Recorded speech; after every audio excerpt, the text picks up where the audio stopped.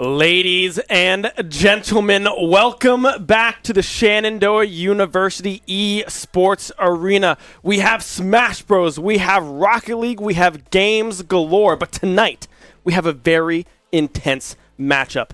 NECC East playoffs, grand finals for a SU Rocket League squad here against Alvernia White. It's going to be an absolute banger of a series. I cannot wait to kick this one off. I'm Ben Kincaid, joined by Molly Dens. First things first, Molly, how are we feeling today? So ready to be back. It's been a hot minute since I've been here on the desk, a month since I've been able to last check in with our Rocket League team, and I know it's an exciting moment for all of us here at the Shenandoah Esports program to have them appear in this conference grand finals. Months of hard work has gone into this team towards improvement, and right now they get the one shot that they have been looking for all year long to get to those grand finals and have a chance at the divisional title. Yeah, it's going to be a very exciting evening here tonight. This is one of the only teams that the only team, in fact, that SU has dropped a game to here all year long, all semester long in NECC, so cannot wait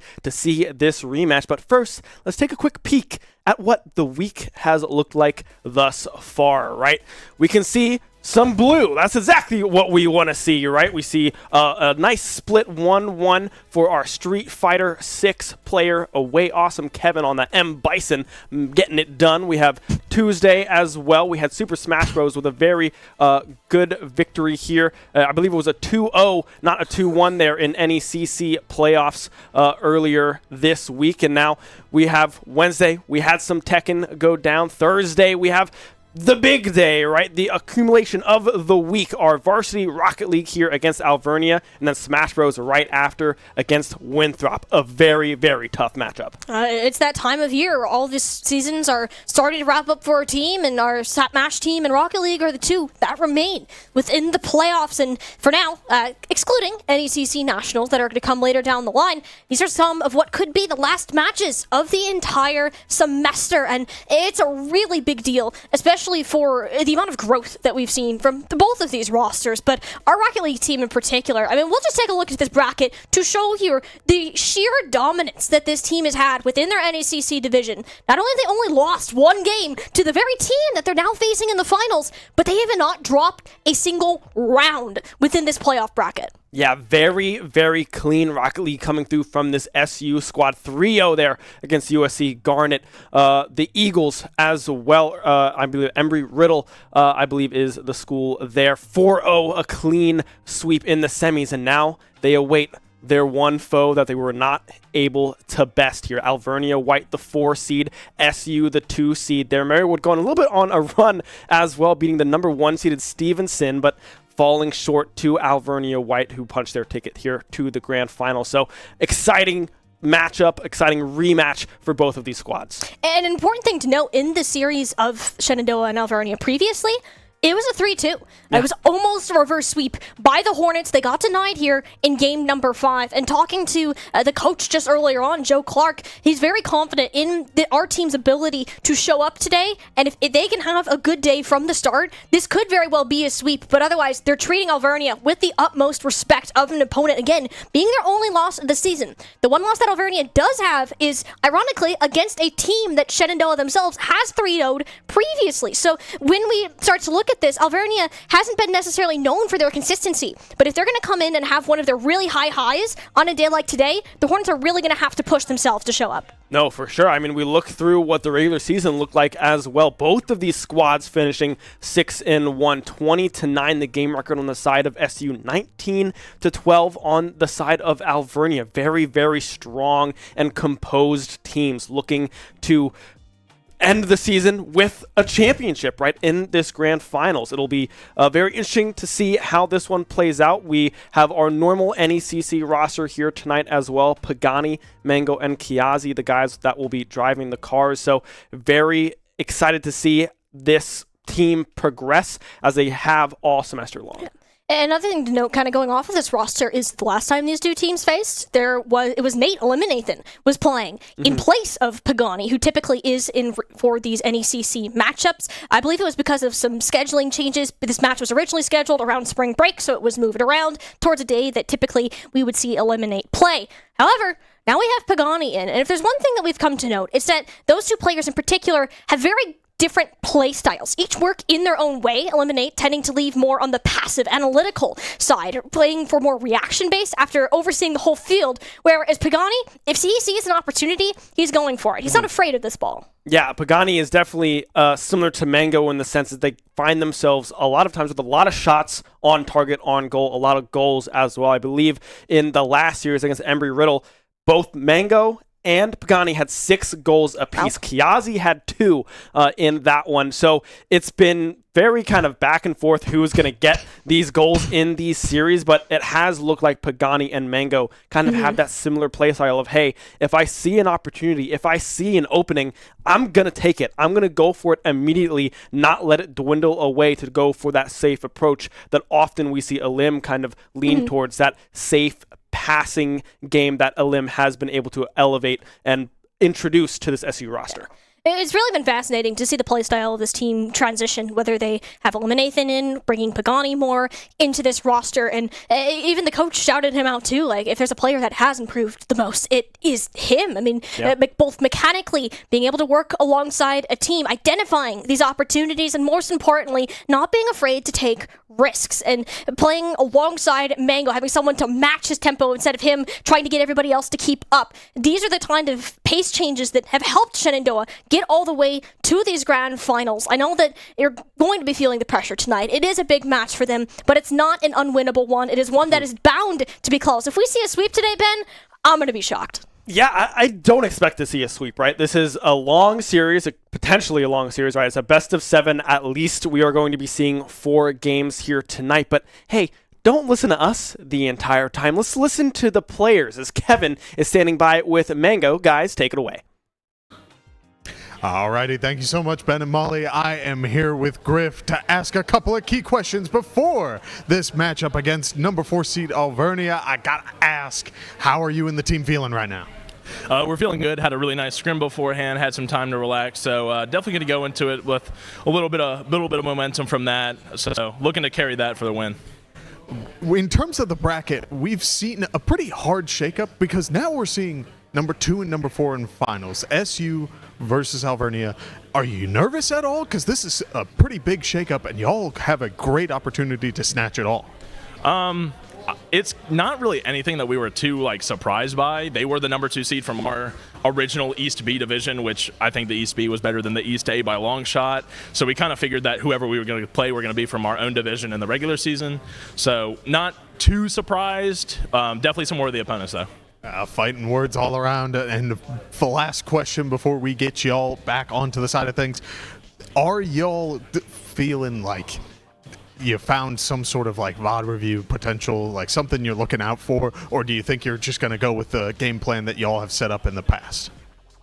We did actually get a VOD review yesterday before our scrim, and we were able to locate some key things that we like to do that hurt us, so we did our best to fix those, as well as some things that they like that we can exploit. So hopefully going to go into that, and all goes to plan, we walk away with a win. Alrighty, thank you so much for that, and we will pass it back over to Ben and Molly for the cast. Guys, take it away. We have a little bit of an audience there in the stands, right? We heard some claps towards the end of the interview. Thank you, Kevin and Mango, for the very insightful interview. Glad to hear that they have gone through some VODs, kind of locked in and being like, okay, this is stuff that we should definitely not do again. We don't want to do this, but also looked at a little bit of Alvernia's gameplay as well, knowing that, hey, they have a tendency to do X, Y, Z. Let's see if we can work off of that and make some plays for ourselves. It's kind of a unique opportunity to be able to play the same team twice in its season. It's very rare that you see that happen in esports, and even in traditional sports. That's not something you see a ton. So when we get to look at this now, Shenandoah already have a good idea of what their opponent is going to do, and based on how Mango was talking, there's a very specific plan in place for not only what they're expecting from Alvernia, but also how the Hornets can improve themselves, working through those past errors that perhaps have caused a few slips-ups, because the last time these two teams spot, remember, game 5. We're now in a best of 7, so endurance here is going to be very important. Yeah, and that one went the distance, right? It was that game 5, like you said. Now, let's take a quick step back and look again at what this team looks like, right? We have pictures for you guys, right? We have Pagani in their Mango, the star next to the name, the captain of the team. We have Kiazi in there as well. I feel like all of them have improved tremendously throughout this season, right? Specifically, Mango, I mean, he's hit SSL now. He is the top of the top, right? A very, very dominant player in that striker position, and Kiazi and Pagani doing a very, very good job at supporting and facilitating that game plan.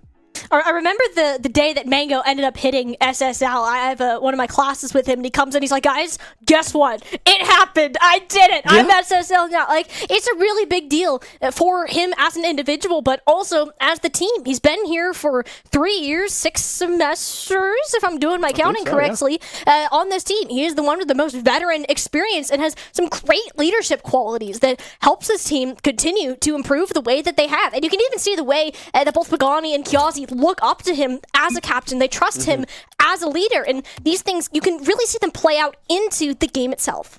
Yeah, and specifically with those two players, when Pagani and Mango, they've played before. They played with the coach Qualark a long time ago in a galaxy far, far away, right? I mean, they have had experience playing together, so it's great to see that the synergy is still there. They know what the other likes to do, and sure, there's been a lot of growth on both sides, but they still know when the time comes, they can lock in, connect, and play alongside Kiazi, who does a great job at facilitating a lot of that midfield pressure that we see from SU.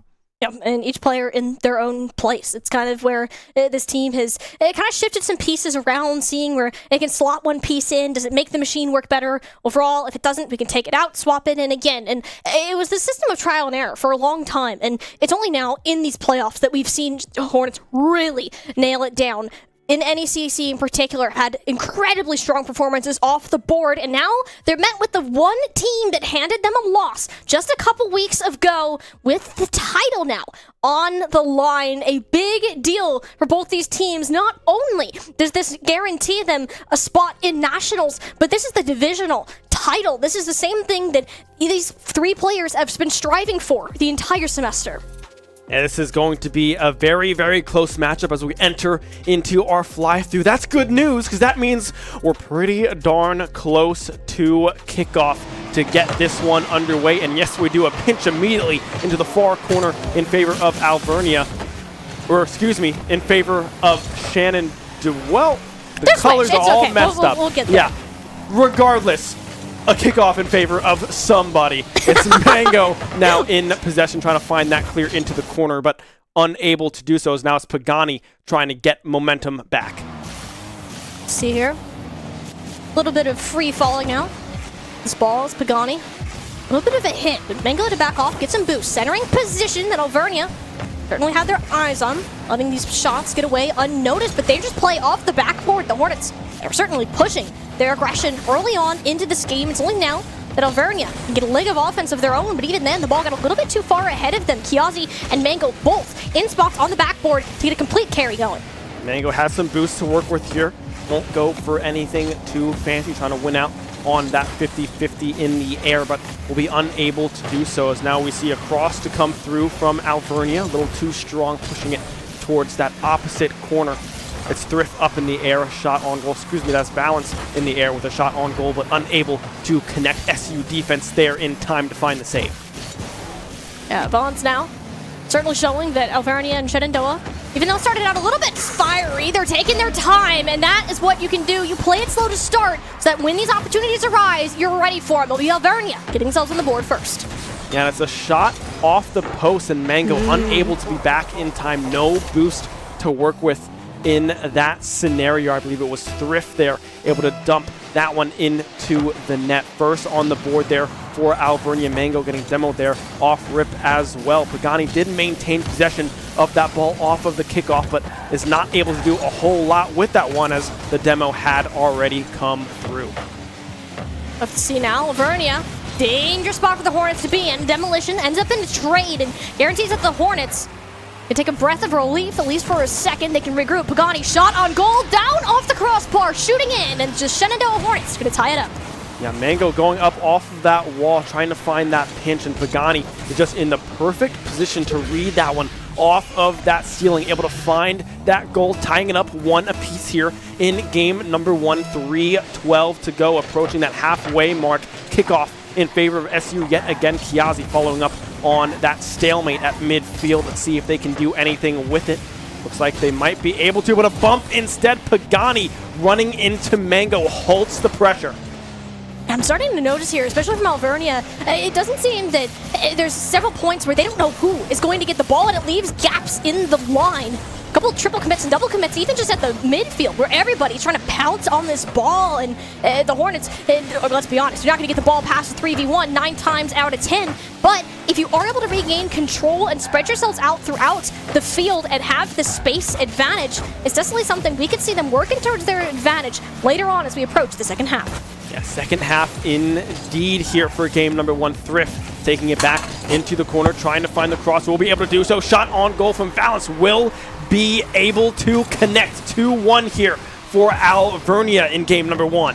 And this is kind of the second time we've seen this from Alvernia as they get a nice pass off of this corner. They're getting a play. They have a player ready to shoot down the center, and the Hornets perhaps in a spot where they're rotating. They're attempting to get the boost, looking for where are these players, where can I mark them? But by the time they're spotted, it's too little, too late. Kiazi, though, had a bit of a hit there off the kickoff, bounces off the backboard. These are kind of the quality touches that we like to see. But the problem is, the rest of the team isn't ready, not matching the pace of Mango, who we typically see in the front line. Instead, his balance, passing to Thrift, incredible passing play in the midair. It's only a miracle the Hornets got it.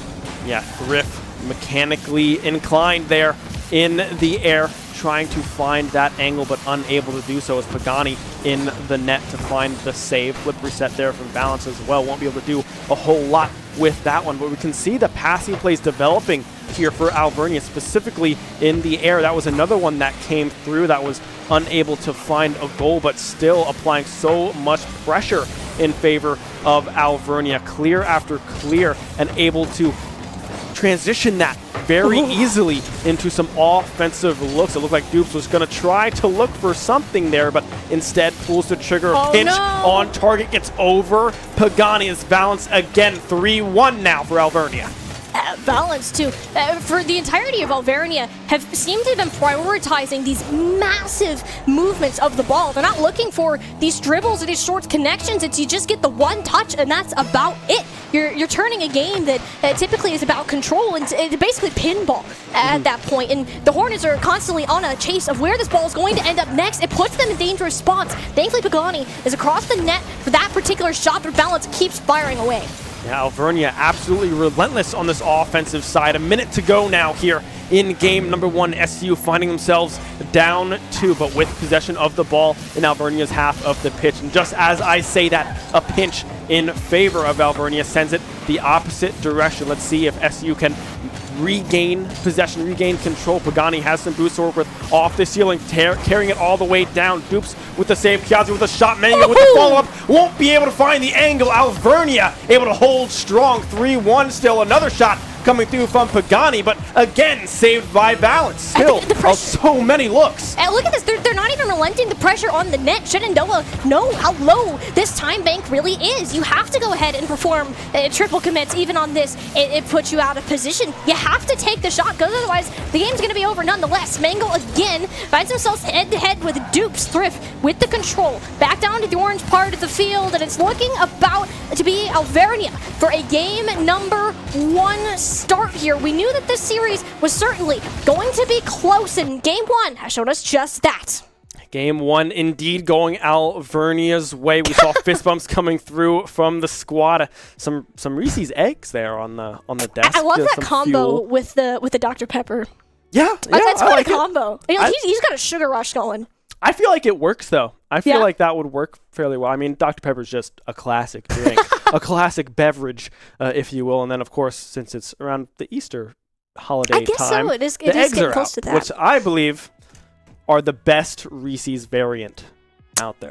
For me, personally. I don't know. Well, they do taste different. I'll give you that. Yeah, it is very nice. But I think that especially for game number 1 here, having a little bit of sugar to help cheer you up, I think it's good go. The Hornets, they did not do, I don't think, terrible in any means. It just seemed that they were playing catch up for the most of that game. It didn't see that the possession was in their control. It was great to see where Pagani was taking the opportunities that he could get. He had the chance to jump for the ball. He was doing it, and that's where those couple of goals and that big 6-shot barrage that we saw in the last 30 seconds, it was great. But because so much of the game was bent with Alvernia having control of that ball, it's very difficult for Shenandoah to get themselves back in it. Yeah, they were able to find clears and try to play out of that corner, but Alvernia was already back on those defensive rotations that they weren't really able to find a whole lot of open looks, right? We saw Mango and Pagani trying to get up in the air a lot of the time to try to make something happen from above, but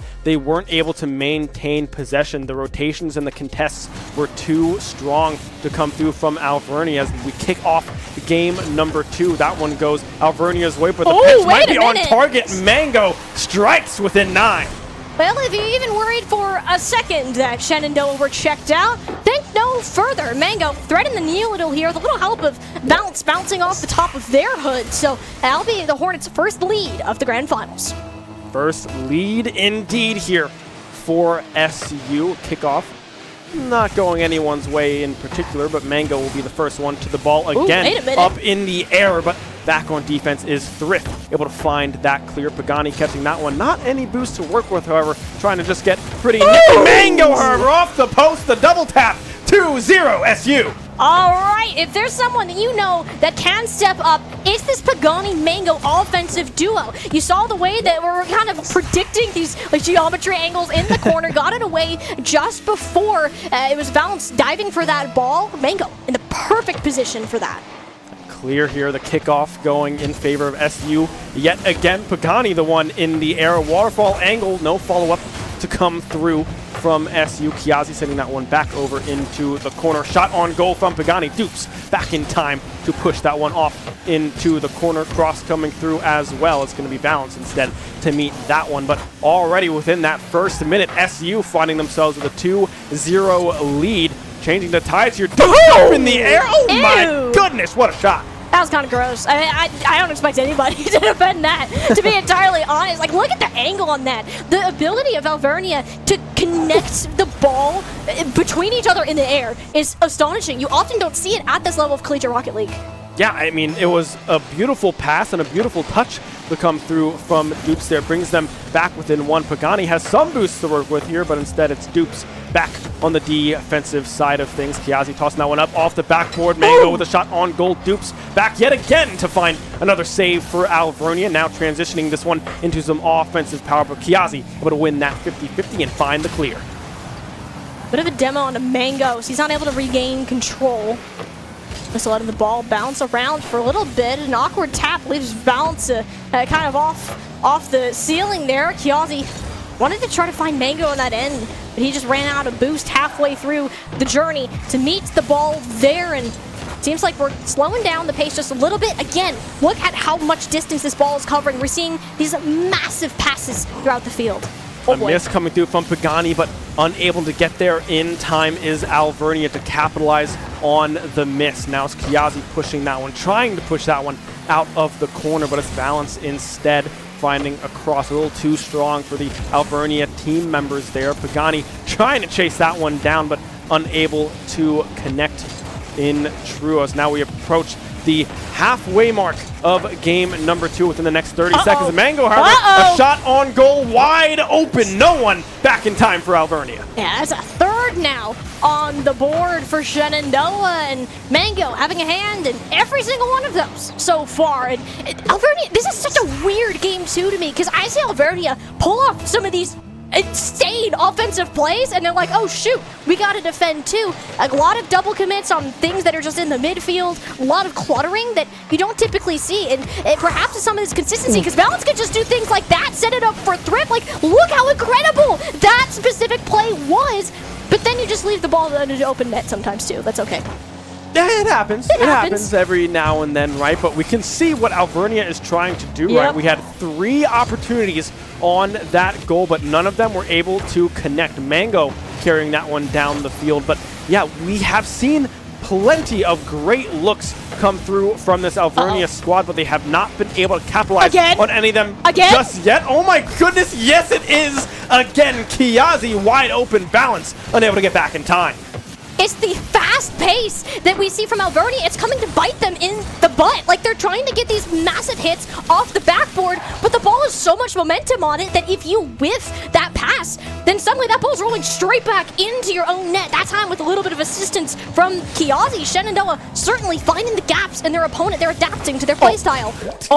Yeah, I saw that one in the air, and I was like, I don't think there was anyone back in the net for Alvernia, and sure enough, Thrift not as strong as a touch as they were looking for. Mango already pushed forwards, able to find that angle. 5-1 now in game number 2 with 2 to go. It's like I'm watching 2 completely different teams from game 1. I mean, this is just the beauty of Rocket League. Anything can change in the heat of the moment, and like on paper, it's such a simple concept, right? But the fact that we can see 2 completely different games like this is the reason that players want to keep grinding, that they want to keep seeing what new things they can try, because you never know what can happen. You can get a beautiful play, just like that setup to Kiazi. Well, that's Kiazi now with 2 on the board here for SU.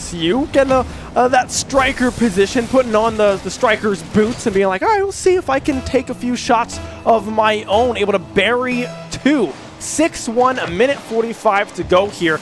And man, if I'm Alvernia, what do you do? Are you trying to construct too complex of plays, or is it just SU coming out swinging here? I mean, step number 1 is you got to put a Band-Aid on the issue at hand. And right now, that seems to be that transition between offense to defense. Again, incredible on that offense, but we haven't quite seen that same level of play when it comes having to keep the ball out of their own net. Like, we'll see Thrift now looking for another pass. This one chucked straight down. I believe it was Kiazi on the floor who popped it back forward, denying Alvernia a predicted touch. But here we are again, Alvernia not making the same mistake a 3rd time.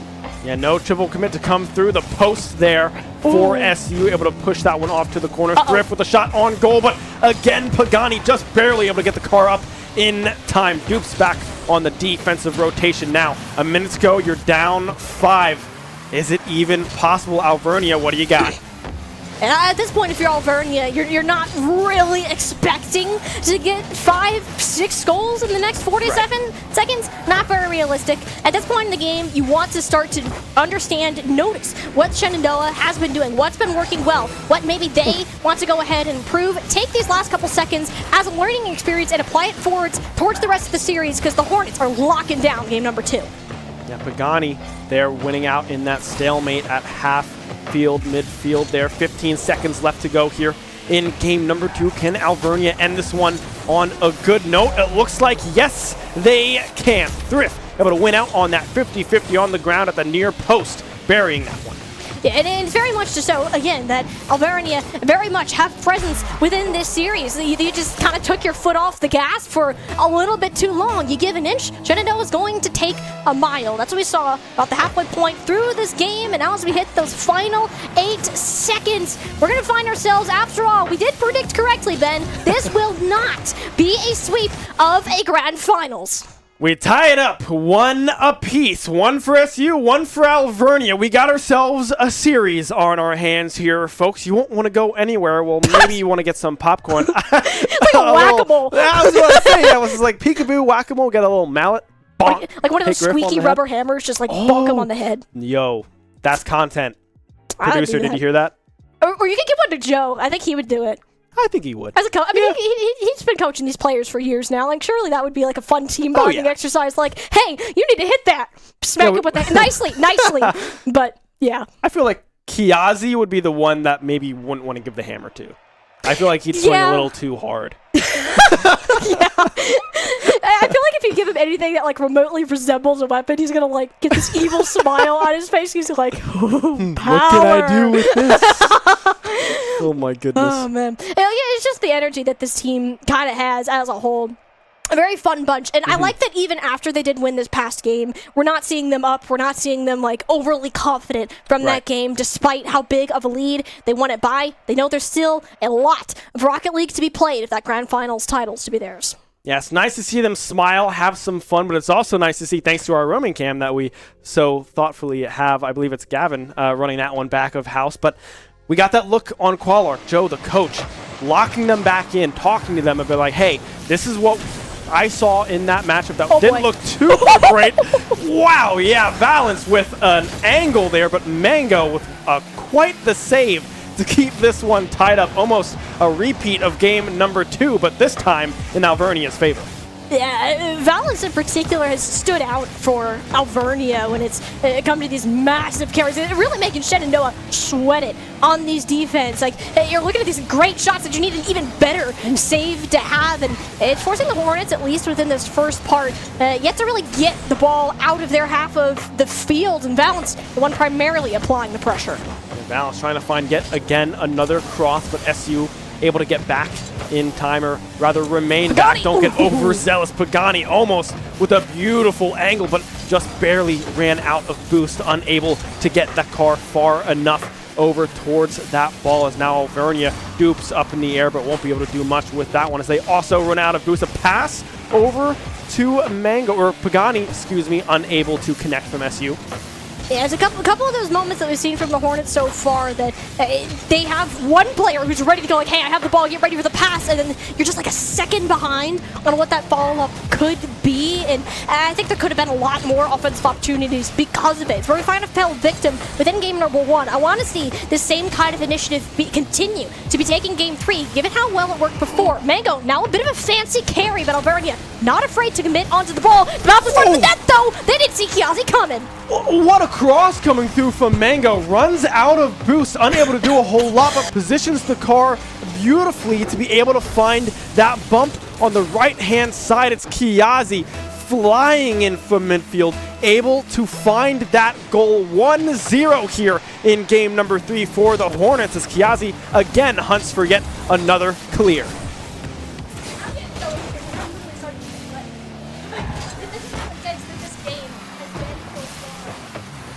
When we particularly, I didn't realize I was muted. Thank you. Good shot. I was like, what are you pointing at? Oh yeah, I gotta push my unmute button. But yeah, basically the Hornets continuing on what they found to work in game number 2, and is that if you give Alvernia the space, then they're gonna use it to the maximum. I mean, Thrift, prime example of that right there. You have to play back. You have to be ready for these big passes that Alvernia continue to attempt even 3 games in. Mango playing patient in that corner as Pagani able to push that one out into Alvernia's half of the pitch. Has some boost to work with. Mango with a clear. Kiazi not going to follow up on that one. Not a whole lot of boost, but also was in that third man position. Don't want to lose that defender that fast, as we already saw Alvernia with a very strong clear off of that offensive possession from SU, but still not a whole lot of boost to work with either. 2 members of Alvernia sitting very close to 0 boost, whereas you look on the side of SU, they are looking pretty healthy when it comes to the boost. And just as I say that, it flips and flops all around. Oh, almost a great bump. Oh, wait a minute, from Mango! Through. Mango able to find the angle. What is that? Especially, like, look at the momentum. So Mango had this shot in balance. That is a heat behind that shot. The fact that Mango was able to reposition his car in a way that the ball bounced back towards the goal in a way he could follow up, that is incredible reaction time. Yeah, 2-0 now here for SU in game number 3. 2 minutes to go. Thrift tossing that one up off of the ceiling. A follow-up from Valence won't be able to connect. Thrift trying to do a little bit of a backflip, but instead it's going to go right into the corner. Mango trying to find an angle, but a great bump coming through from Alvernia, able to clear and nullify the threat that was the Hornet. Great save coming through from Pagani. This is more what we'd like to see. I mean, Alvernia, I would honestly say it seems like that they've been the ones in control of the pace of the game for the most part, which is it's kind of incredible considering where the scoreline is at. I feel like Alvernia now are slowing down. They're going for more of these dribbles, balance in particular, and where they're opting to put dupes on this backward angle. He ends up losing a little tussle with Mango, forcing Thrift to come on back. Now all 3 members of Alvernia have to be poised in position because it's Pagani, centered ball, no further commit, seeing that there are 3 defenders in the way.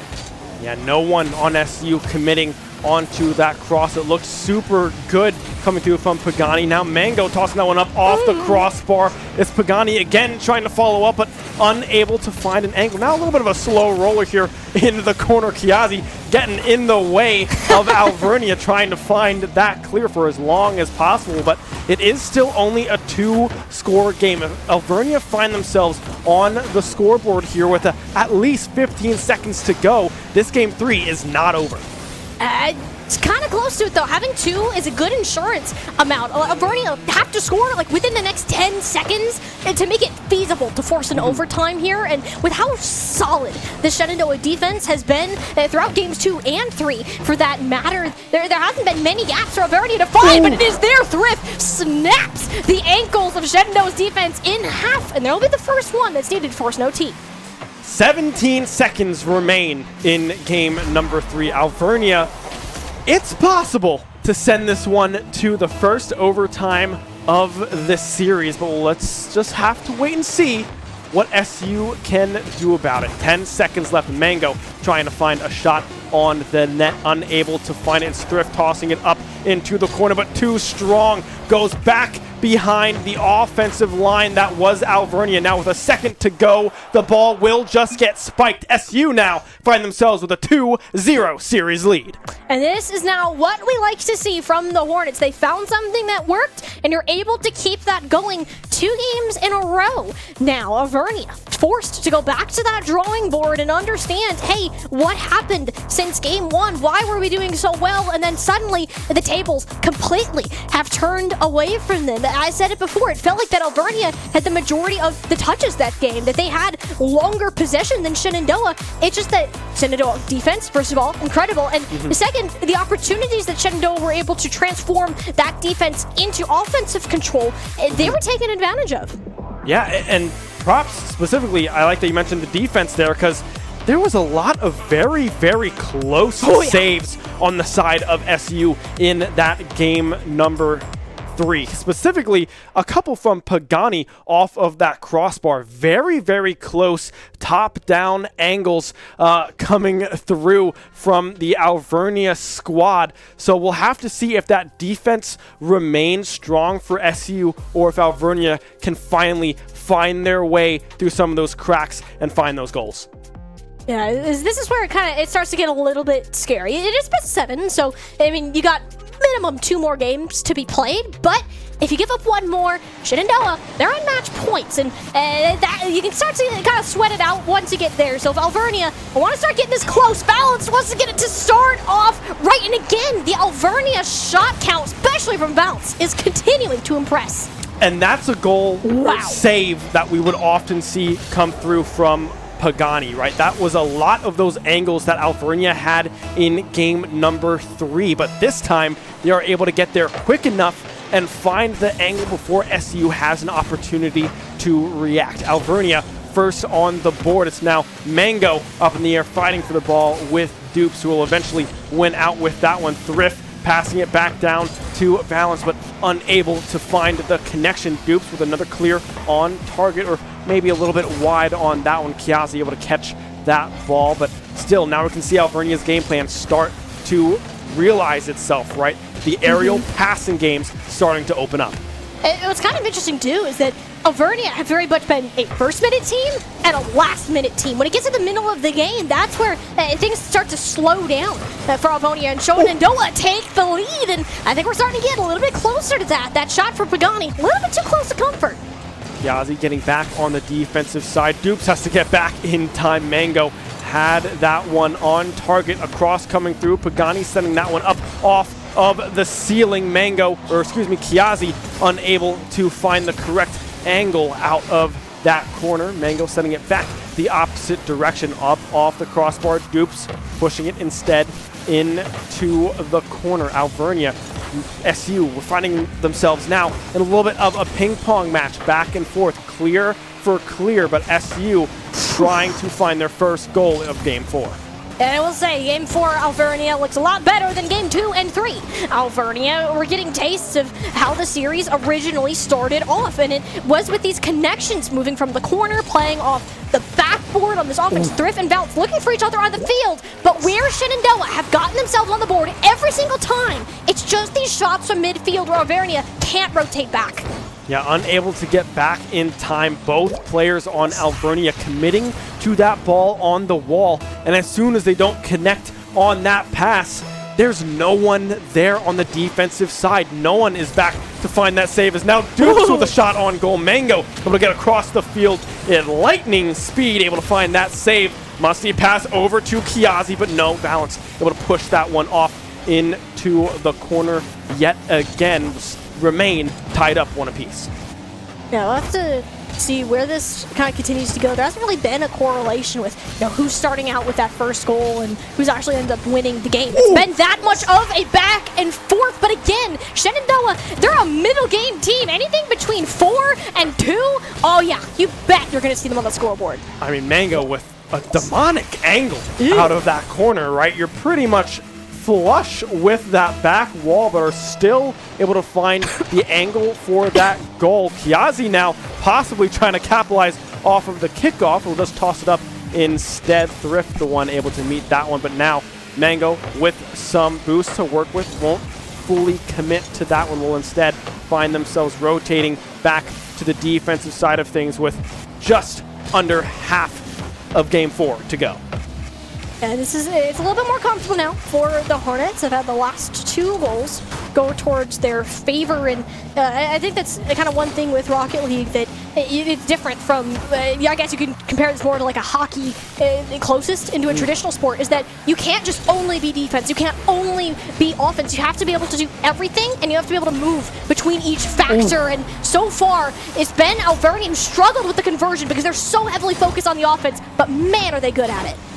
Yeah, Thrift looks like he's going to go for this touch, and I think they do have a little bit of one there. Kiazi unable to get to that near post in time. Now we find ourselves tied up in game number 4, 2 apiece with just under 2 to go.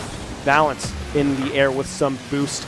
Mango, excuse me, with a shot. Kiazi won't follow up on that one. A little bit of bumper cars going on there as well midfield.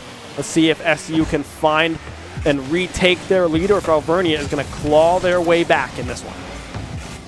This is I think the closest, I think the only tie that actually we've had heading into these final 90 seconds or so. It's closer margins than what we're used to seeing, and therefore each team willing to take less of those risks, less of those commits. Of course, if you are Alvernia, that story might start to change. Dupes, and you can see Valance here kind of hovering around this midfield, typically the one to strike in once the ball was centered, but since Dupes was unable to get it done, instead be Shenandoah carrying it through. Mango bulldozed out of the way, but he still perseveres, get himself back into that angle, and Kiazi running into his teammate mid-air means that Alvernia should be able to get this ball to the other side.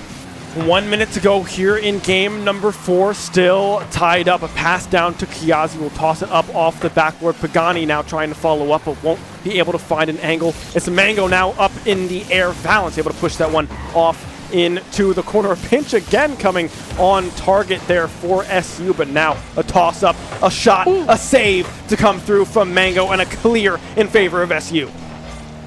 30 seconds left to go. Alvernia, time after time, show up in his final 30 seconds, manage to nail one home, and they do so again here in game number 4, because that could very well get us all tied up. You don't have to worry about being down against a match point. Pagani, though, not allowing that opportunity to happen. Gets a little bit dangerous, but Valance has a beautiful carry down to the other side of the field. Gives Alvernia a shot of staying within this series, though. Mango tussling for control. Pagani over to the corner, breaks out. Dupes looks for the path, but no. Thrift holds the ball's momentum mid-air. No shot going in. Mango off the crossbar. Pagani has it. Yes! 0 second goal. The Hornets are going to go ahead and move up to match and championship points. I thought this was going to go to overtime. I cannot believe that ball stayed up for that long. I thought surely that Alvernia was going to find a spike and just try to ice that one. I mean, you can see Pagani leaning back, deep, heavy breathing coming through from the squad, but an unbelievably close game number 4, but instead finds themselves with the victory. 3-1 now. Match point, like you say, for the Hornets. Oh, man, that is the best possible way the Hornets could have ended game number 4 to get themselves to a match point. Even though, like, you could see the adrenaline was still pumping in those final seconds. But what matters is you're going into game 5, your championship point. You're coming in hot, you're coming in high, and if anything, that kind of discouraged your opponents having the closest game since you won way back in game 1, which, by the way, feels like forever ago at this point with how much that has been happening. And this is really the chance for the Hornets to go ahead and take this home. Alvernia yet to fully regain their footing. Yeah, I mean, the game number 1 for Alvernia looked so clean and clear and concise, but they have not been able to carry that over into game 2 through 4. They have been unable to maintain possession of their clears. They've had shots on goal, but it's massively due to SU's defensive side of things. They've been able to find save after save and capitalize on these clears as well. Thrift now looking to just put that one into the net, but instead Mango is going to be able to push that one out of harm's way. Pagani trying to catch up to that one, but unable to do so. It's Kiazi winning out on the 50-50, pushing that one up into the corner. But it looked like Alvernia was about to start off on the right foot, but instead Mango able to snatch that hope away. Now Alvernia, there you go. Again, very good at the start of these games, and if you want another good start, I mean, it's really now or never. The Hornets just 5 minutes away, potentially, from claiming their division title, and Alvernia, 3 games in a row is what it's going to take to get back in contention for that same glory, and it's going to take so much. It looked great towards game 4. We can see the steady improvement, and perhaps here in game 5, Alvernia can continue to push the Hornets to their own limits. Pagani sending that one up in the air will take this one themselves off the backboard. The pass off the crossbar coming through from Mango. A triple commit coming through from the Hornets, but they're able to maintain possession of the ball. That one not coming back to bite them this time as Balance finds a demo. Pagani tossing that one up. Oh, down dangerously towards that corner as well, but no one back from SU to follow up. Not quite yet, and I think that the significance of this game is kind of getting to both of these teams. We're not seeing Alvernia go for the insane commits on the offense anymore, and it doesn't really seem to matter though. Mango has zero problem working past 2 corners, bearing the ball perfectly in the top corner. Yeah, I mean, Mango able to read this one beautifully. Thrift unable to get there in time. Dupes as well on the other side of the net. I mean, just great mechanical gameplay and able to win out on a lot of these individual battles for the ball has been SU, right? I mean, Thrift trying to find that one. Pagani will be able to win it out 2-0 now for the Hornets. Wow, all right then, that's exactly where you want this game to be going to, and this is where the Hornets are, you can kind of feel that confidence growing now, having not only 1, but 2 goals in the past 15 seconds, and Alvernia haven't really been able to escape their own half for the first time. The Hornets are the ones that are fully in control of the direction of this ball, the pacing of the game. They've completely torn it away from their opponents. Yeah, I mean, you can see the momentum just feels so SU favored right now. 2 goals in the first 2 minutes here for SU, 0 on the side of Alvernia, and just relentless pressure still coming through from Shenandoah. Mango catching that one off of the clear from Alvernia. Won't be able to win out on that 50-50. Let's see if Dupes can get something started across to come through, but Strong pushing that one towards the opposite corner. Pagani up in the air, won't be able to find the carry that they were looking for. Pretty low on boost. Kiazi, a little incident there with the roof. I don't know if that was intentional, but Mango, that might be intentional. Dupes able to find the save instead. Kiazi struggling to get that cross. Yeah, this is kind of the time now where you're expecting either Shenandoah to play this game of keep away, not really need to do anything too crazy where the score and the time currently stands. It's instead Alvernia that have to find a way to break out and break through what has been the brick wall of the Shenandoah defensive line or even midfield line. They kind of continue to scoot that forwards as time has drained away. Kiazi now kind of meeting the balance mid-air and letting this ball dance dangerously, not allowing Alvernia to escape their own net. A minute 45 now in game number 5. Match point for SU. Alvernia down 2. They need to find a goal, and they need to find it fast, and that might just be it. A whiff coming through from SU. Valence able to capitalize and bring it within 1. There was also a demolition too on that play. Thrift completely removing Kiazi from that equation, and he's the one that you're typically expecting to be there on the defense. He was in the right place at the right time, and if Alvernia having a problem with this clockwork that Shenandoah has, why not remove a piece of it? A minute and a half now. Dupes up in the air. Will have to beat out Pagani. Won't be able to do so. Thrift now unable to find the touch into the corner, but now that it's a 1-point game, a pass down to Dupes. Great defense, great redirection coming through from SU on that one, but you can see the pressure coming through. Valence able to follow up on their own shot, but unable to find the goal just yet. Playing this slow is what the Hornets need to do, but Mango wanted to have one banger of a shot for a highlight reel. Was denied on the goal line. An incredible occurrence, and Dupes actually hitting that up more towards the center, but it's knowing that Thrift was there for the carry, less of a concern. That, however, Pagani has to be waiting on the backboard to deny another goal towards Alvernia. This ball dangerously close to getting a third in for the Hornets, sending them racing back, and it might be Nango to deal the nail in the coffin. Yeah, I mean, you can see no one was back on the side of Alvernia. Pagani as well with a beautiful cross out of that upper corner. Mango in prime position. 40 seconds left. Alvernia down 2. Let's see how fast they can score. We've seen them score pretty quickly in the last 45 seconds, but we'll have to see if they can do that again. Mango, however, will take it all the way off the post, but the follow-up from Pagani is there. 3-goal lead now with 28 to go in Game 5. The Hornets, you can start to taste this victory. You might start to even celebrate it. With still 28 seconds of game left to go. Alvernia left searching for a miracle. Shenandoah, while they had a rough start in game number 1, had a fantastic turnaround to potentially take us now 4 in a row, the divisional title on the line. And all they have to do is keep Alvernia at bay for another 15 seconds.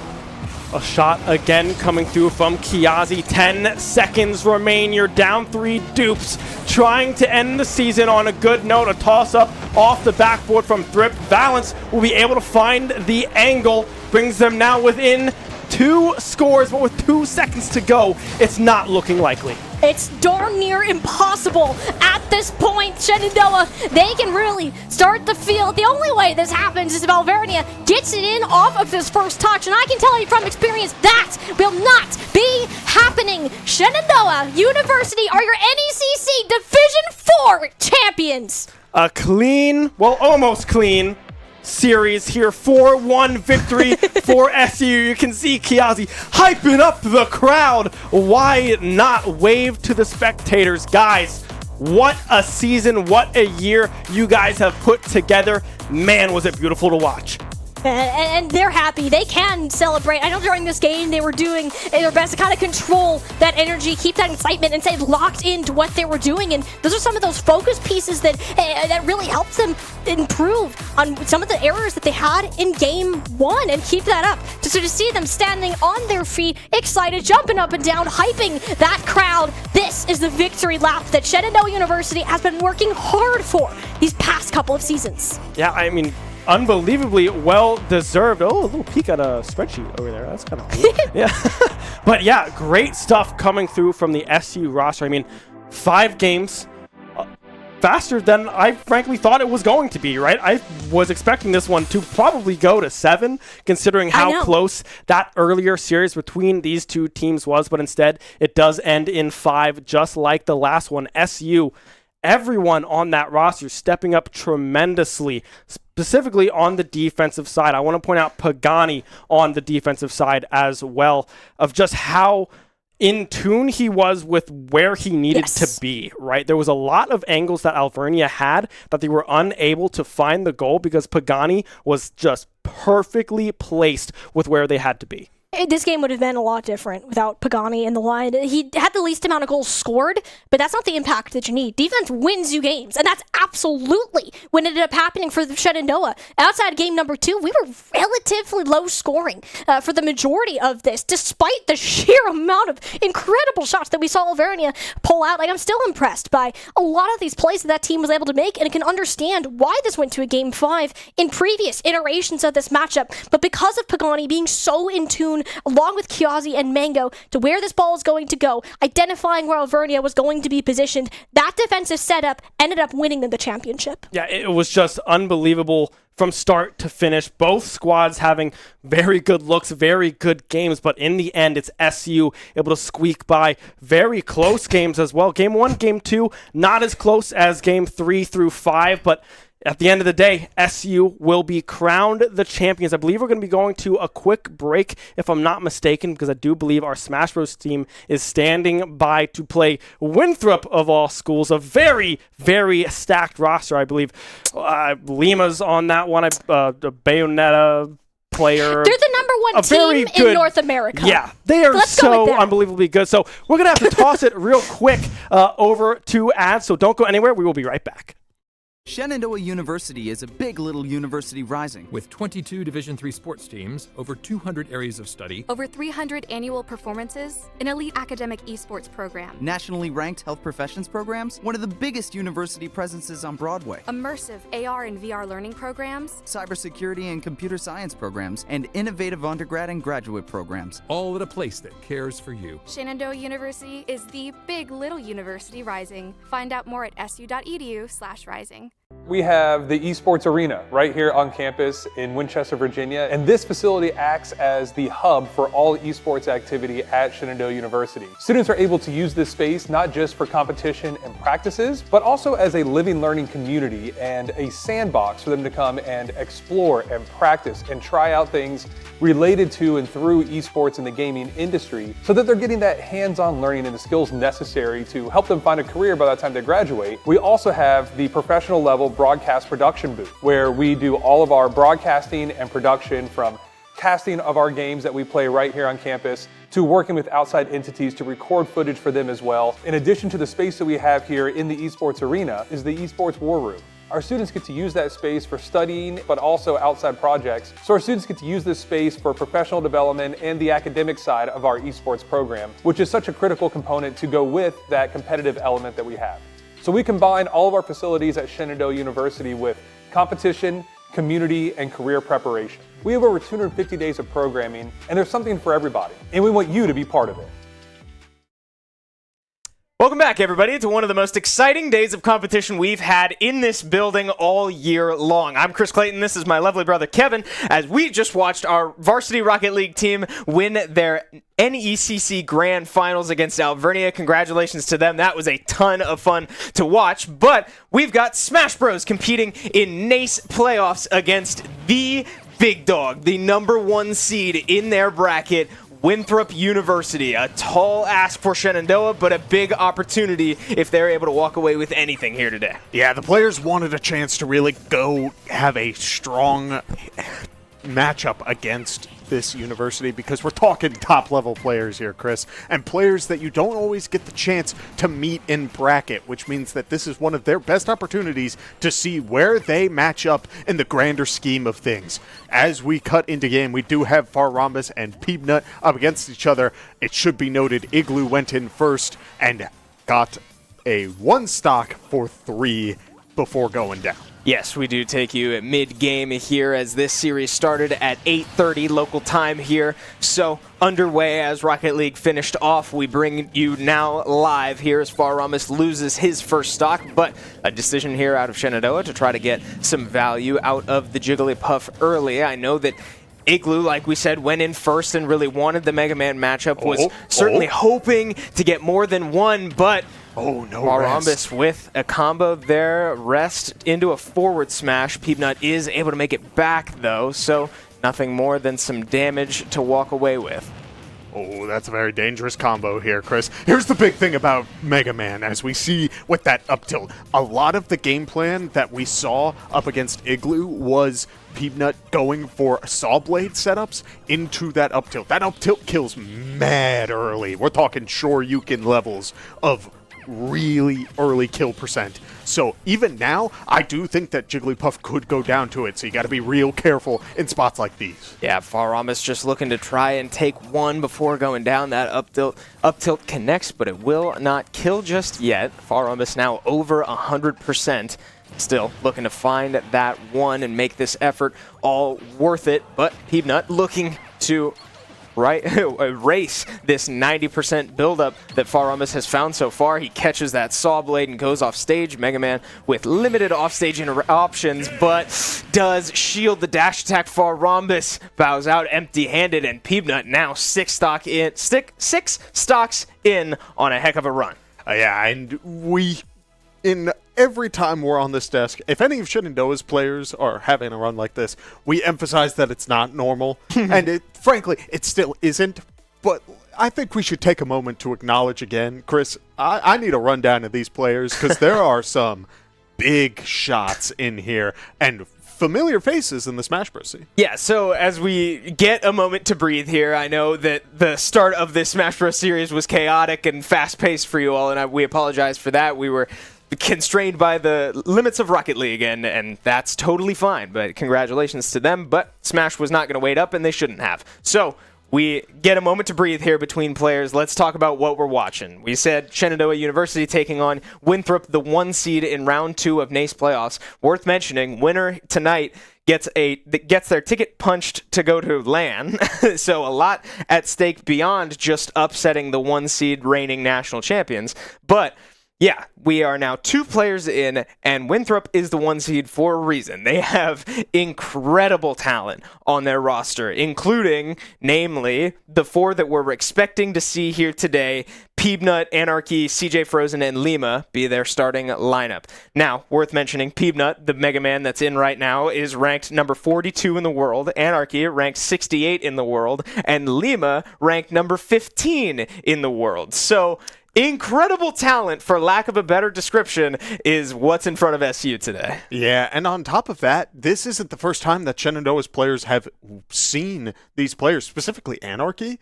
We saw Anarchy at Boost, and a couple of Smash Bros. Players, the Smash Bros. Crew Battle players, were working the event, got to TO and watch some of the matches.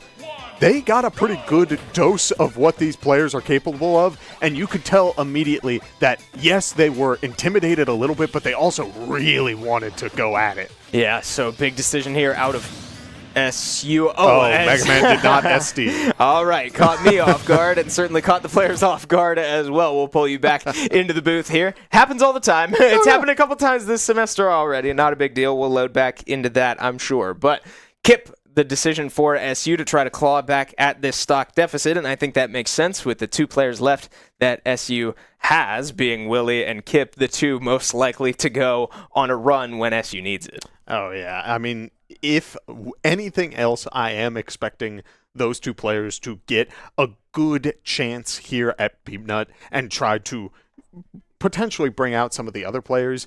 I know that Willie is looking for a chance to really get in for these sorts of matchups.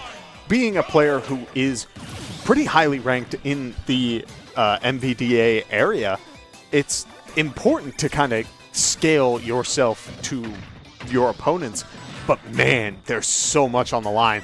But starting things off, we do see a quick combo from the Pac-Man, but a Galaga combo in return from the Mega Man. Not what I expected. Yeah, not often we see players be able to deal with this Pac-Man. I mean, you know that the value of Kip going out first and finding a lot of stocks that he does is usually coming from the fact that people don't play against many Pac-Mans. Well, you have to assume that that players of this caliber will be ready for picks like this. So, yeah, a couple interactions there, catching the Galaga really, we have seen over the last couple weeks that is quite a way to really neutralize this Pac-Man, and we'll see if Peanut's able to find another one of those opportunities. I feel like it, again, speaks to the level of skill of the players, because we've seen players who do nothing. We've seen players who respond with potential answers for the by just grabbing the Galaga, and we've seen even more players go for crazy setups when given the opportunity, like that one there. A shield break onto Kip means that Peanut will find another stock. Yeah, calculated effort there out of Peanut to break the shield. He does get caught up tilting the hydrant, so Kip finds a fully charged forward smash of his own and connects it to a bell with a back air to finish Peanut's second stock. So Kip is officially underway here. Yeah, look at that leaf shield, Chris. That provides so much pressure in this matchup. It's one of those moves that you usually are only worried about in the Mega Man sense. Beyond that, it's just a little bit strange as, man, Peanut is looking for it all in these situations. These edge guards are getting scary. Yeah, very close to a pretty dangerous reversal there as Mega Man does make his way through the fire hydrant, making sure to not leave any evidence behind. Stun does connect. Kip unable to find much more, but another stun connects. Back air not enough to finish just yet. Hydrant goes wide and the platform starts to carry Kip away. Puts him a little out of position, but... no double jump, Chris. Yeah, Peanut recovers a little too high. Can make it back to the ledge there, though, so we make our way back to the stage. 132% on this Mega Man, approaching dangerously close to losing his stock. Yeah, but he's looking for at least one more, Chris, and if I had to bet, we may see another potential shield break setup as a bomb is placed onto Kip. It will connect and go for a little bit of extra damage, but that apple providing a little bit of leeway, dealing with those metal blades that offer so much combo potential and can really mess up the game plan that Kip is going for. Yeah, damage really starting to rack up here on Kip as well. You said it, Peanut definitely looking for another one, and the key catches his landing, so Kip goes 2 for 1 against the number 42 ranked player in the world. Not too bad, as SU just looks to continue this momentum into anything more they can find. Oh yeah, I mean, Shenandoah's players are definitely, they have to be feeling good at this point, because while, yes, you are down in stocks, one big problem has been taken out of the way, and I think the entire roster didn't really know who they wanted to deal with the Mega Man. Mega Man's not exactly the most popular character. You don't see him nearly as often as you do, like, Aegis, Kazuya, Terry, like, all of those sorts of characters. Mega Man fills this kind of niche and has a very unique playstyle playing around those saw blade, the metal blades, and the leaf shield. So it's kind of on the players to guess at that point, right? You send in your starters, you see the Mega Man, Igloo sent out a little early, but then you're like, what's the answer? Maybe it's Far Rhombus. Oh, didn't work out this time around, but maybe we'll try Kip. Okay, that's our answer. The more information we have for the rest of the series, the better we can adapt going into the next one. And that's what Shenandoah needs. It may not be Shenandoah walking away with this series, but this is a 3-series matchup.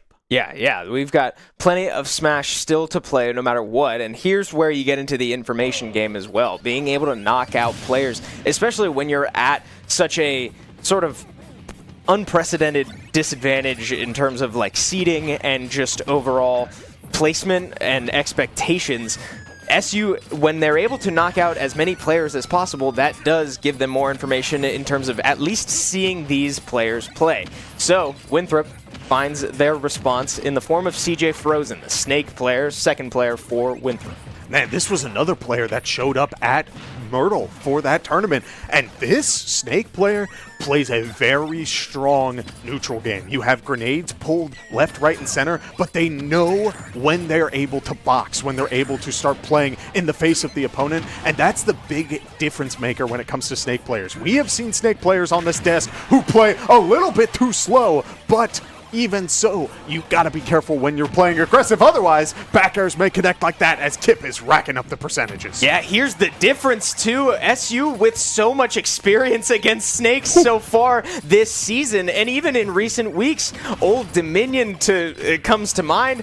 I'm struggling to think of, I think Lebanon Valley has Lebanon one Valley, as Cleveland well. State, Cleveland I believe, State had one. Yeah, it was like crazy just how many snakes we've run into the last couple of weeks. Yeah, and good snakes as well, but they all did play very differently to each other. So CJ Frozen certainly so far looking like a bit of a culmination of all of them, and yet CJ Frozen loses his first stock. Nikita Missile comes out, and Kip able to avoid that one. We did see, wow, an up tilt straight from center stage just kills. A very good up tilt to try and throw out. It's good to find opportunities like that because it does just take stocks if you can find it.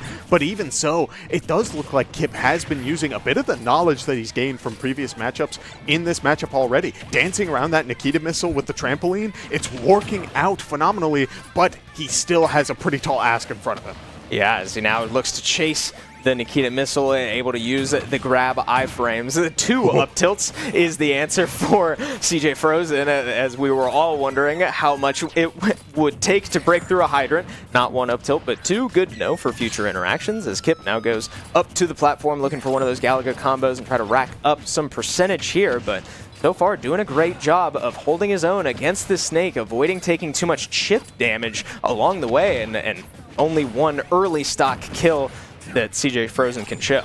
Yeah, we do see a couple of dash attacks coming out now, a couple of grenade setups working for CJ Frozen, but the percentages are starting to even out again, which means that we may see another opportunity for Kip to set up a bell and look for a couple of back airs. There's that bell, but Snake is able to land. It's going to be on Kip. Can he find an opportunity to do it? No, the forward smash connects, but the shield poke is not there, which means that CJ Frozen will be able to get their game plan going one more time. Yeah, Kip going for a couple grabs now as he goes very low to avoid that. Nikita Missile is able to make it back. Very scary interaction there. CJ Frozen not able to defend the ledge well enough. Kip does get another grab off, going for a lot of those near the ledge, certainly looking to get Snake off stage. Another bell comes out. We'll see if he's able to catch CJ Frozen landing, as now we return to the game plan. The C4 on the platform catches Kip on the very wide hitbox and kills off the top. Kip bows out, but does take 1 off this snake. Yeah, it did seem like Kip had a pretty good understanding of what CJ Frozen wanted, which was pull a grenade, hold it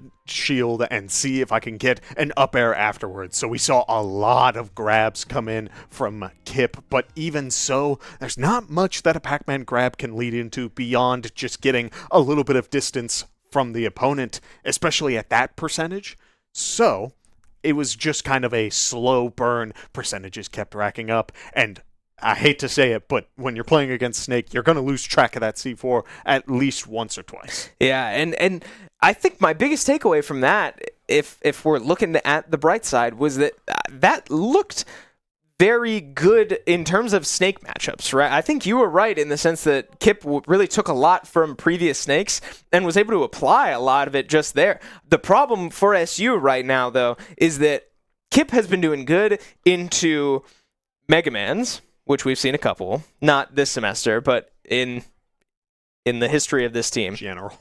He's been doing good against Snakes, which we've seen a lot recently, and he's been doing good against Bayonettas. So, as good as that sounds, right, to have this weapon in your pocket that you can deal with anybody, well, you're not going to take 9 stocks off this Winthrop roster. That's the caveat here. As comfortable as we've all gotten seeing Kip go and take so many stocks, you can't expect that from him today. So the Snake matchup looked good. A couple early kills, unfortunately, means that he only walks away with 1 stock. But again, information is crucial in these types of series. So Willie, player number 4, we knew that this was coming, but a Terry decision instead of Kazuya, as CJ Frozen has 2 stocks left. Mr. Bogard has made an appearance, and usually when Mr. Bogard makes an appearance, it's because Willie is looking to get as much value as possible, and I think even more so, you have just so many more options when playing Terry that you don't have when playing Kazuya. If someone has a good game plan for that character, it can be very difficult to get the rest of your strategy off, but as we see, a jab into the Buster Wolf, Willie will be able to close 1 stock off of CJ Frozen, and will be sitting nice and pretty and go as the shield gets a little low. Yeah, biggest thing that you want to keep an eye out for is that Snake can set up these grenades and fall out of all of, Willie's jab combos. So Willie able to catch one. Oh, whoa. I don't know what happened there. Willie maybe thought he had a jump and lost track of himself there, but missed opportunity for Willie, but he'll be all right. Looking to bounce back. 2 stocks remaining. Yeah, catching Snake in these in between these moments where he doesn't have a grenade in his hand is going to be crucial for all of Terry's combos.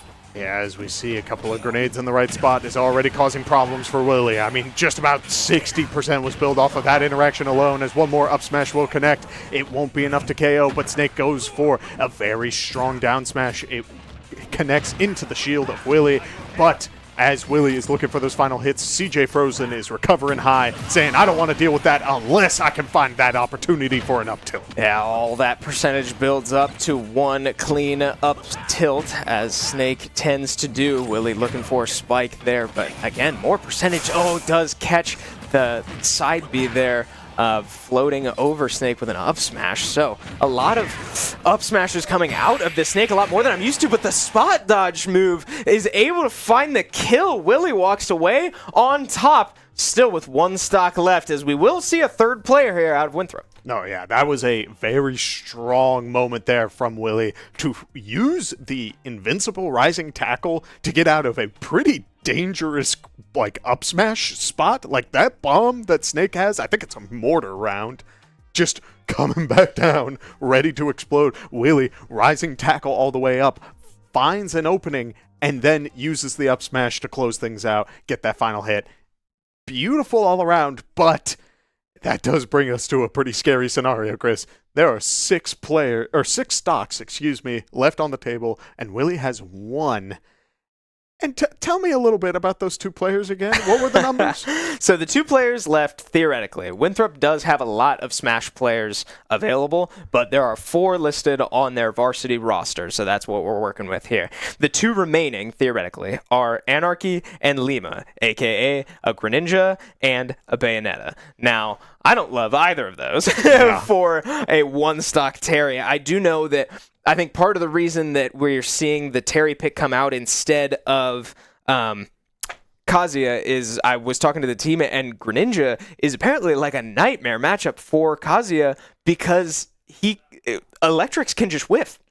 Outright, he's so fast and low to the ground that if Greninja is just like running or, playing his game plan, moving how Greninja does, Electrics and other moves can just outright miss on a Greninja. So we did just receive word that the next player will be Anarchy as well, but on Terry, that will not be the story we see. And I'm hoping that works out in Willie's favor, because the big factor that we saw from Anarchy over at Boost was that you cannot land against this Greninja. It is hard to land. And I think, the Electrics is a problem, but Kazuya not being able to play on the ground is brutal. So, going into this, Terry, another character, has pretty good air game, has nice nair to forward air sort of strings, maybe a spike as well, but there's a lot to be asked for from Willie as he is sent in 1 stock in hand up against Anarchy.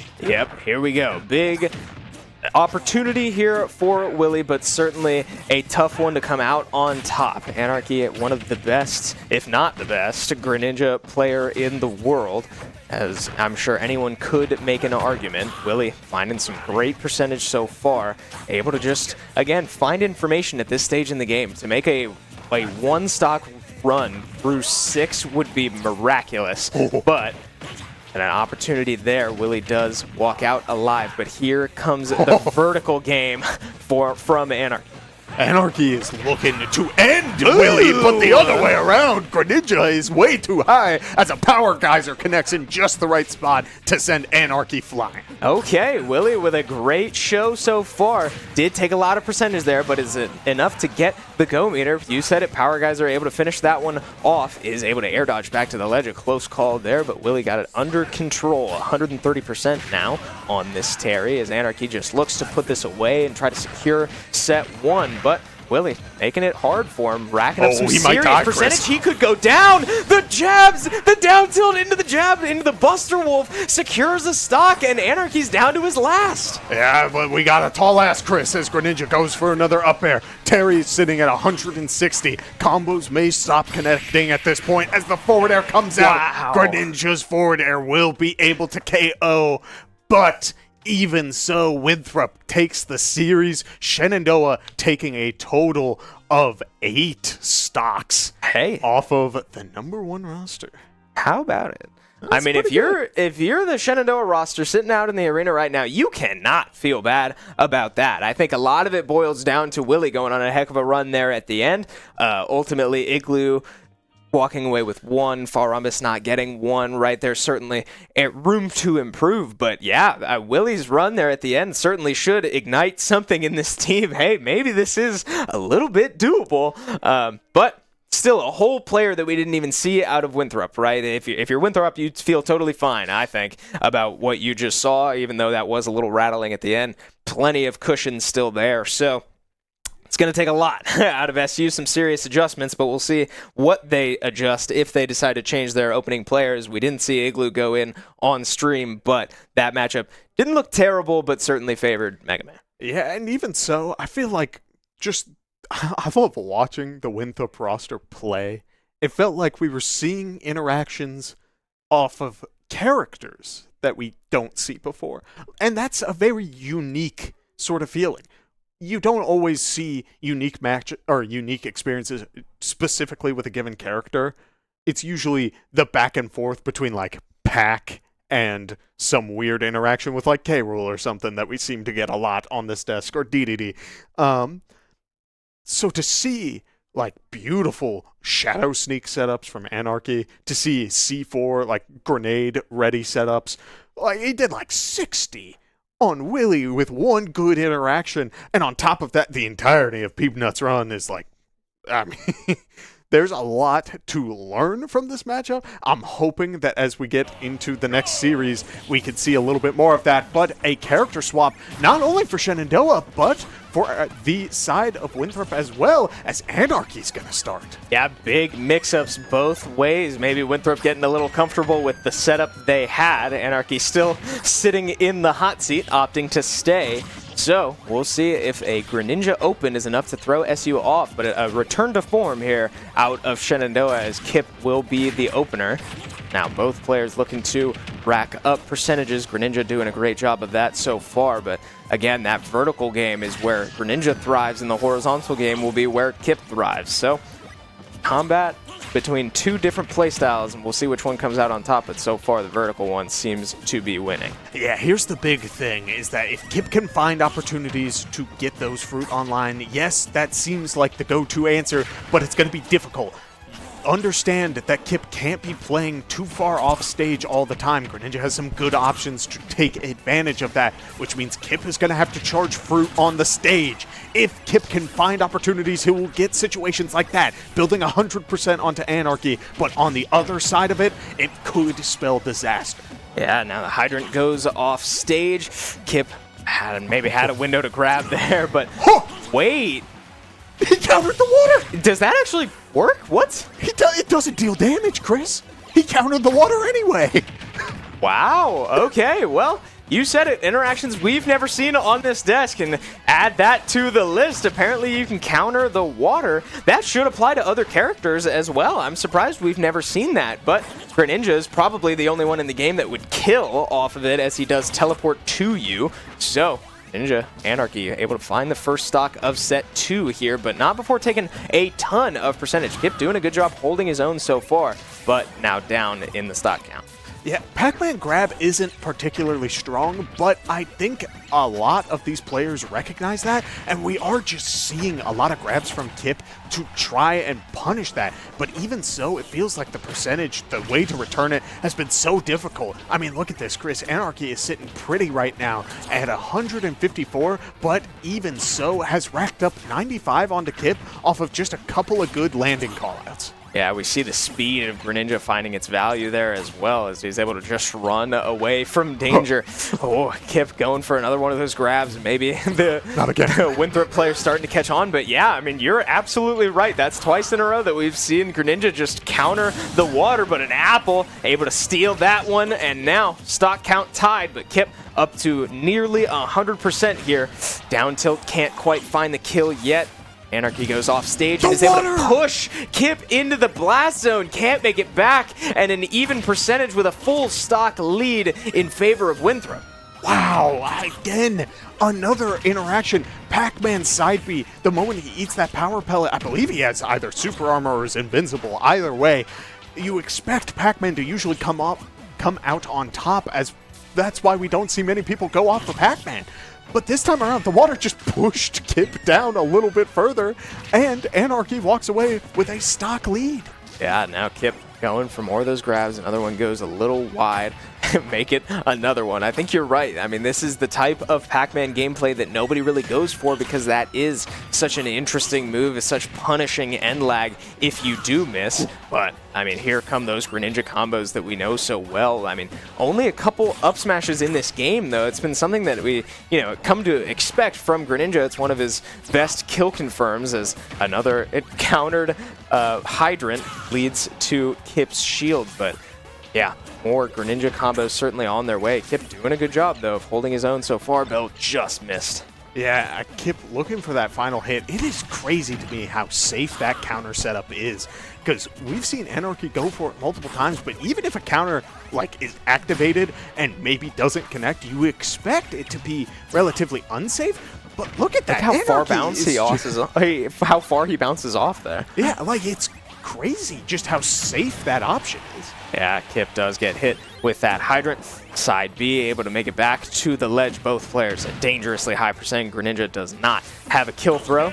Oh, and the up B once again pushes the pellet into the blast zone. Kip unable to move after that, and he will go down. Only one stock from Kip. I'm sorry. I think I've missed something throughout my Smash Ultimate career of looking at this game.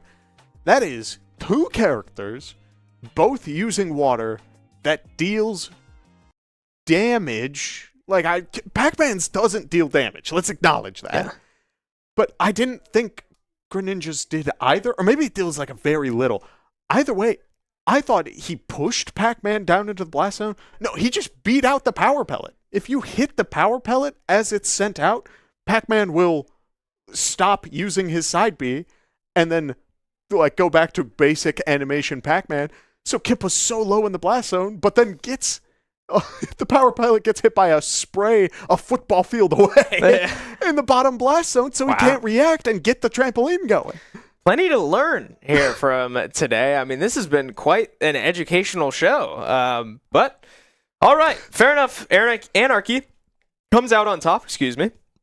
So, Winthrop finds himself in a similar situation to set one, now with two stocks remaining on their first player. The difference is, first player was different and the first opponent was different. SU making a big mix-up there, a big call-out, falls short there, and now, if you're SU, what are you thinking? I don't know. It feels like Anarchy didn't...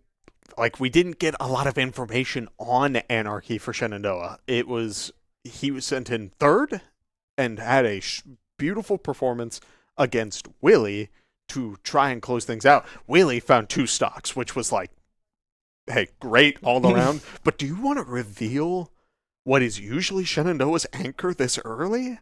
And especially picking it out between Kazuya and Terry. If you get this Greninja out of the way, maybe Kazuya makes appearance. That's true. That's a good thing to keep in mind as SU does make their decision and we get to see the outcome. Farambus, the response for SU, now tasked with finding just whatever value he can. I'm sure this decision is not expecting Farambus to go on a crazy run or whatever, but if he's able to knock Anarchy out, maybe pull out player number 2 from Winthrop, that would be huge for SU. Yeah, that's definitely going to be the ask as we see Anarchy doing a little bit of a dance, forcing Farambus to be the one to approach, and it has been working out as Farambus has thrown out a couple of aerials, but they have been stuffed out by these dash attacks and these aerial setups. Yeah, look how fast Greninja is. I mean, just able to quite literally run in and out of danger zones as he's able to find his, or go for grabs, look for his down tilts. The pound does land, unable to break the shield that time. Charged up smash from the platform, won't quite land. Another up smash goes wide, so Farambus still living, looking to find whatever percent he can.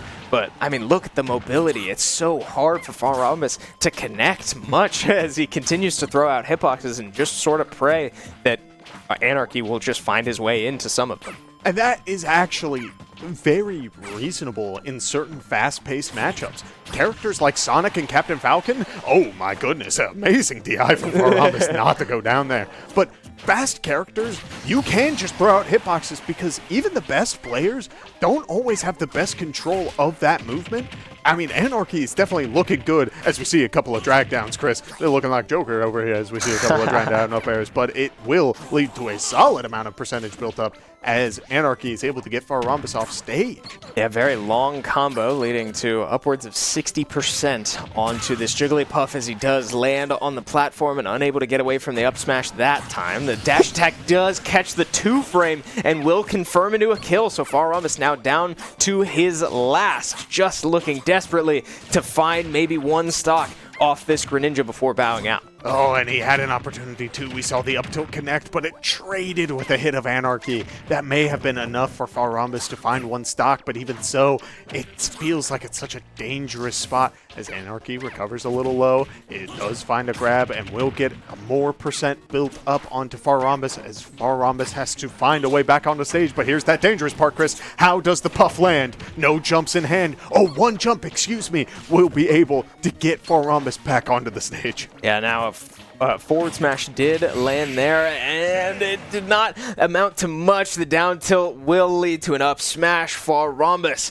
is knocked out, and Anarchy continues this run as, again, without losing one stock, SU finds himself in a similar situation once again, with player 3 going in with 11 stocks still ahead of them. And we see Igloo entering the hot seat, Chris. I think the plan is try and get this Greninja out of the way and then throw Willy onto Kazuya and just see what happens.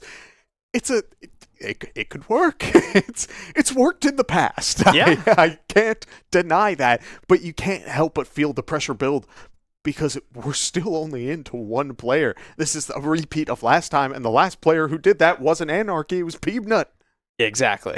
Yeah, so ultimately, now Igloo has a decision ahead of him as well in character. I mean, I would think that you probably still send Yoshi out here, if nothing else, just to keep comfort, right? The task at hand is becoming overwhelming very quickly, and I think the last thing you need to do is think yourself into an even deeper hole than you're already in. So we do see we're getting into game here soon, and Igloo will stay on the Yoshi, and I think that is the right move. 2 stocks, ideally, from Igloo would put SU in at least their desirable spot under these circumstances. Oh man, Chris, one good down air is going to add up to a solid 29 as Igloo finds a good hit to start things off, but does get a Greninja string going, and I believe it ate Igloo's double jump as he needs to find an opportunity to land, finds it, but a 54% buildup off of one good call out means that Igloo's going to need to find a couple more ways to get around this Greninja play-in as he calls out the approach and gets that tech situation. Yeah, I have called Igloo the fixer more than once in recent weeks, but can you get it done? Can you live up to that title against the best in the world? Well, only one way to find out. You don't get this opportunity very often, so Igloo matched into Anarchy here, one of the best players in the world, ranked statistically, unarguably, one of the best players in the world. A jab reset into a down B, a crazy kill confirm, more tricks coming out of Igloo's toolkit, as every week we learn something new about Igloo's playstyle, and he's able to find his first there.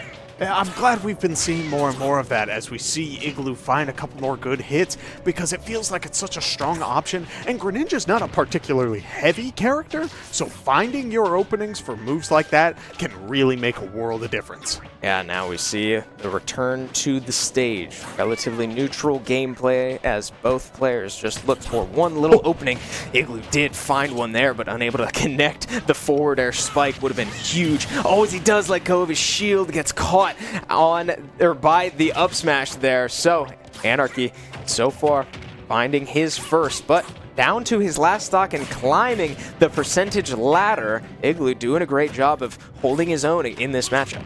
Yeah, here comes the opportunity to land. Does Igloo find it? He does, only taking about 40 or so in the process, but that does mean that the Yoshi game plan can be started once again as Greninja finds another opening. Anarchy looking for the forward air to close it all, as a good double jump will be able to get momentum going. The forward air stuffs out the double jump armor, and a forward smash to follow suit. It won't KO Igloo this time around, but it does mean that the percentage is building once again. Yeah, Igloo coming close to losing his second stock here. If you're able to take this one off Anarchy, that could all go away. Down becomes out as, oh man, dangerously close as the up air does kill off the top. Igloo loses his second, and now Anarchy with an opportunity to wipe away what has been the most contested matchup we've seen this player in so far. If Igloo goes down here, Anarchy only losing one would be pretty good news for Winthrop, as they do still have a comfortable stock lead. As we do see Igloo playing it a bit slower. I think Igloo recognizes that if he can find an opportunity to close out this last stock, that may be enough to get Willie online, and that's all you need at this point. You can't look at the past, you need to look at going forward, and with that, Igloo able to get back onto the platform, does get hit by a couple of nairs, has to burn that double jump as Anarchy follows all the way to the top blast zone. Won't be able to find the kill, but Igloo is still looking for that last hit. Yeah, and a couple moves that would do it have been coming out. That doesn't kill. Man, does not kill just yet. Igloo able to air dodge magnet, hand his way back to the ledge, gets footstooled into a down air. The forward air connects and it does knock him out. Igloo just shock on his face. You could see how these players feel up to their necks with this Winthrop roster, and so far, Anarchy getting it done by himself. Anarchy looking good, and that does mean that it's going to be on Willie to make a decision here, whether or not you pick the Kazuya for the sake of it, or do you stick with the Terry because you know how difficult that matchup is. Do you hand Anarchy the opportunity to try and 12-stock Shenandoah? Shenandoah has gotten plenty of 12 stocks of their own, but it would be a bit of sweet justice if Shenandoah ended on the other foot of that. Yeah, I have to say, I don't believe this SU roster has ever been 12 stocked. So, a little bit at stake here, if nothing else, pride on the line for SU. And if you're just tuning in as well, I mean, winner of this series is going to play on LAN, and Winthrop in full control right now. If they are able to knock Willie out, that would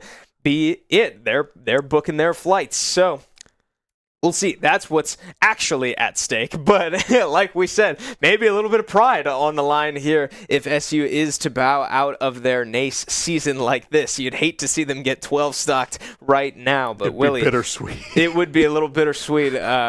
We call that karma in the modern world. Yeah, Willie certainly looking to make sure that that doesn't happen, but I mean, that's going to be tough, and Willie does have a decision here between which fighter to choose. Yeah, and I do believe we have gotten the information on the character pick. Willie has made the decision, no deals with the devil this time. Instead, will opt for Mr. Bogard in this situation. No 12 stock, at least trying not to have the 12 stock situation.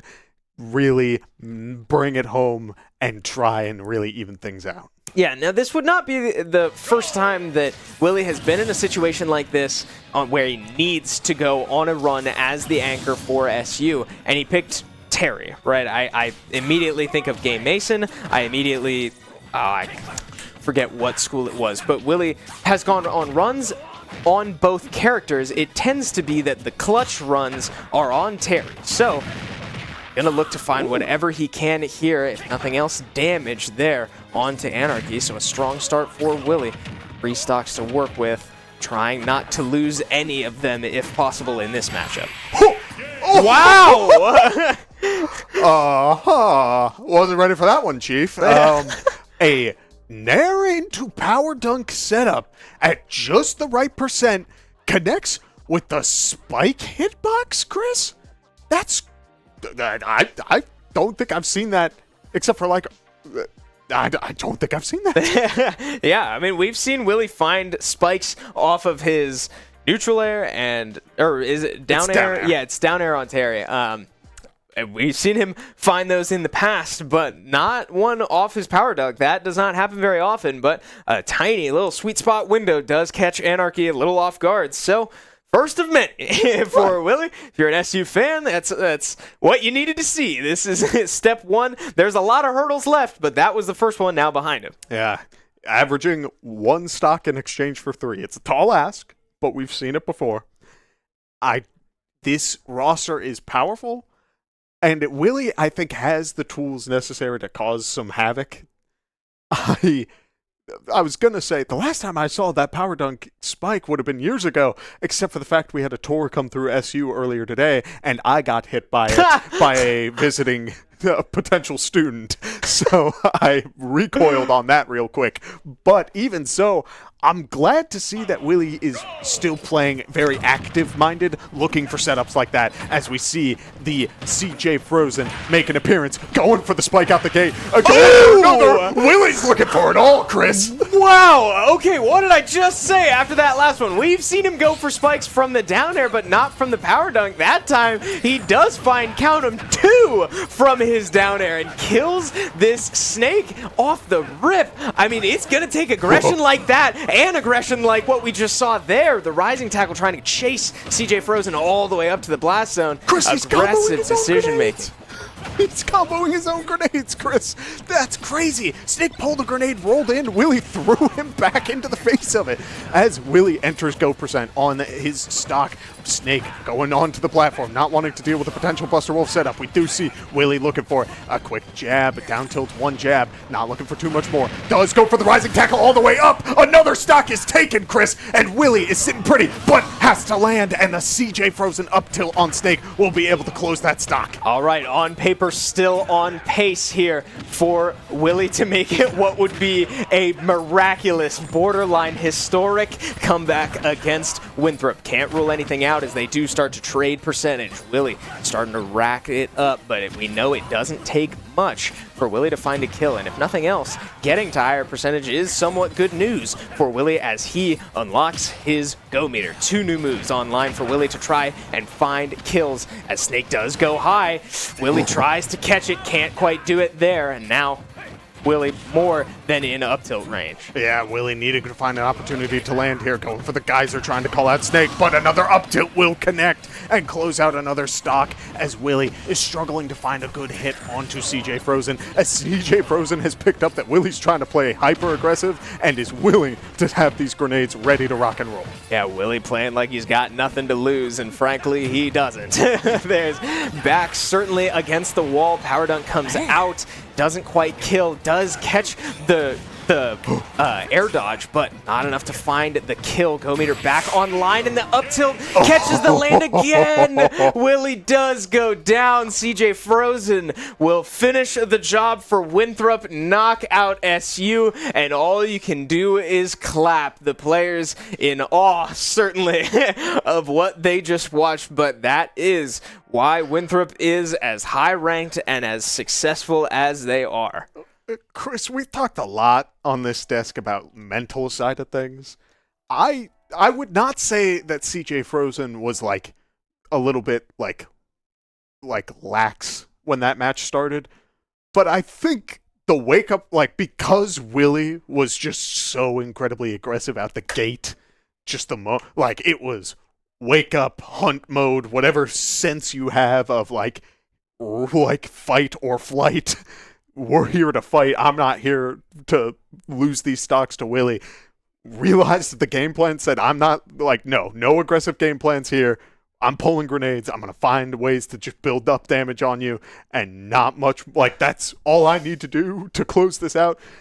We're not having a reverse sweep like that. And sure enough, that was all it took for Winthrop ultimately getting the job done. We did not see a fourth player out of Winthrop, but SU ultimately not going down without a fight, and you have to applaud them, right? Oh, yeah. We heard after an incredible win last week against Cleveland State, we got to hear from Kip, and he certainly didn't sound overly confident about today. And how can you? I mean, Winthrop is where they're at for a reason, and certainly put that on display here today. But with that, and with Rocket League now behind us, that does do it for us here at Shenandoah, as Smash unfortunately does bow out of their NACE season in the round of 16, as well as finish their NECC season in third place. That will do it for their competition, I believe, for the rest of the year. Rocket League ultimately coming out on top in their NECC bracket, so congratulations to them.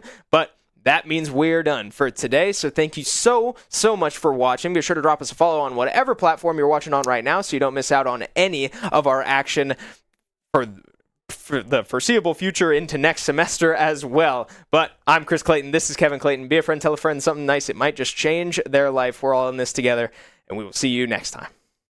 Shenandoah University is a big little university rising. With 22 Division III sports teams, over 200 areas of study, over 300 annual performances, an elite academic esports program, nationally ranked health professions programs, one of the biggest university presences on Broadway, immersive AR and VR learning programs, cybersecurity and computer science programs, and innovative undergrad and graduate programs. all at a place that cares for you. Shenandoah University is the big little university rising. Find out more at su.edu/rising. We have the Esports Arena right here on campus in Winchester, Virginia, and this facility acts as the hub for all esports activity at Shenandoah University. Students are able to use this space not just for competition and practices, but also as a living learning community and a sandbox for them to come and explore and practice and try out things related to and through esports in the gaming industry, so that they're getting that hands-on learning and the skills necessary to help them find a career by the time they graduate. We also have the professional level broadcast production booth, where we do all of our broadcasting and production, from casting of our games that we play right here on campus to working with outside entities to record footage for them as well. In addition to the space that we have here in the Esports Arena is the Esports War Room. Our students get to use that space for studying, but also outside projects. So our students get to use this space for professional development and the academic side of our esports program, which is such a critical component to go with that competitive element that we have. So we combine all of our facilities at Shenandoah University with competition, community, and career preparation. We have over 250 days of programming, and there's something for everybody, and we want you to be part of it.